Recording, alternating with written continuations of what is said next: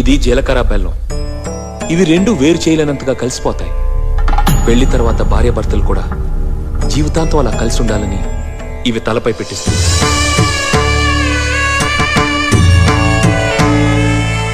ఇది మంగళసూత్రం. మంగళం అంటే పవిత్రత, సూత్రం అంటే తాడు. ఇది మెడలో పడగానే పెళ్లి అగ్ని కంటే పవిత్రం అవుతుంది. పుట్టింటికెళ్తే అత్తారింటిని, అత్తారింటికెళ్తే పుట్టింటిని మర్చిపోకూడదనే 2 బొట్లున్న తాళ్ళని మెడలో కట్టిస్తారు.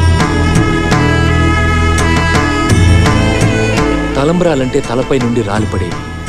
ఆ ఇంట్లో సిరి సంపదలు కూడా అలా వచ్చి పడాలనే తలంబ్రాలు పోయిస్తారు. 7 అడుగుల్లో ప్రతి అడుగుకి ఒక అర్థం ఉంది. ఒకరి వెంట ఒకరు 7 అడుగులు నడిచి 6వ ప్రాణంగా 5వ తనాన్ని మూటగట్టుకొని 4 దిక్కుల సాక్షిగా 3 ముళ్ల బంధంతో 2 జీవితాలు ఒకటయ్యేదే పెళ్ళంటే.